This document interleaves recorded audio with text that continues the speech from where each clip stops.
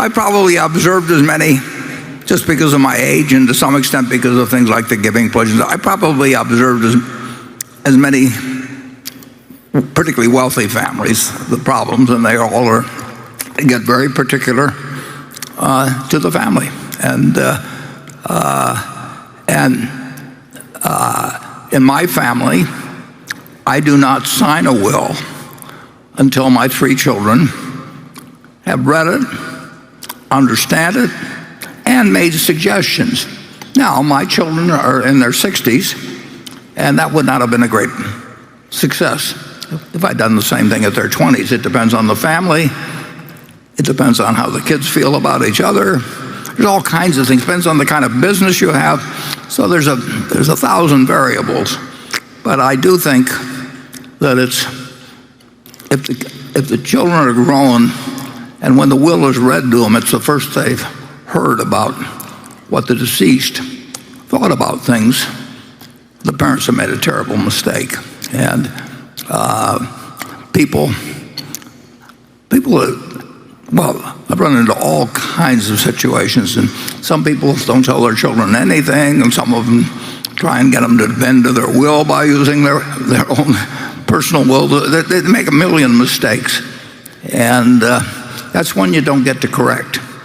Now, certainly in Charlie's had a lot of experience too with the Well, at Berkshire, we have a simple problem of estate planning. Just hold the goddamn stock. Well,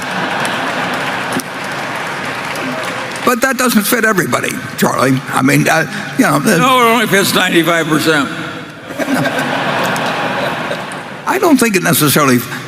I don't know necessarily whether if you have billions of dollars, you want to leave it to all your children. I mean, that's something. Well, that's another question. But if you're going to place it somewhere, I just as soon as Berkshire stock is. Yeah. Oh, you're solving the investment problem for them, but you've got the personal problem of the fact that when they were 4, one of the kids pulled the other kid's cat's tail or something like that. I mean, you're dealing with human beings, and the biggest thing you want is you want your children to get along. I mean, you want that all through your life. Yeah. And the estate isn't the only place where you can mess that up, but it's a place where it's a very easy. I mean, I know a number of cases where the people did not know what was in the will, where there were huge sums involved, and within about 15 minutes, each one of them had a lawyer, and they don't get along since. I mean, it's important to handle it right, and it's important if you want your kids to have a certain values. It's important that you live those values. It isn't important that you talk about it to them, or they're learning from you from the day they're born what you're really like. And don't think that a cleverly drawn will substitute for your own behavior in teaching your kids the values you hope that they will have. And then your will should be in conjunction with that. It should start expressing it, and they grow older, and then they learn to pass along their values in connection with the size of the state. If there's family farms, it's one thing. If it's a bunch of marketable securities, it's something else.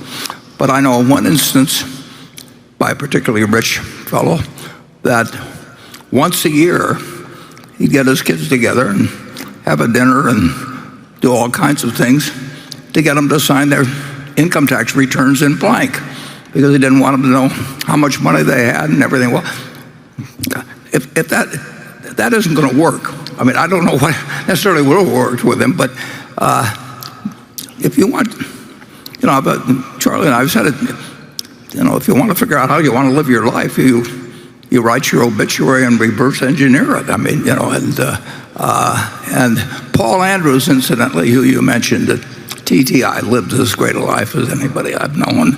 And he thought about these problems, and he came to me.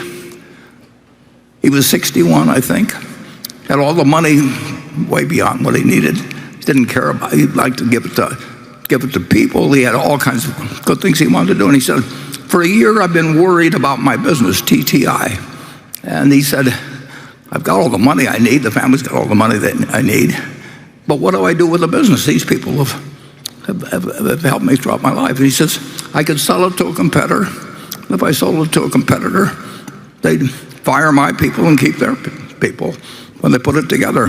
And if I sell it to a private equity firm or something, they'll be figuring their exit strategy as they sign the papers. And he said, I've been thinking about it a year.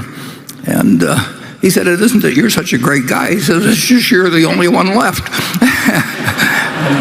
And we bought it, and we lived happily ever after. And that was a man that knew what life was about.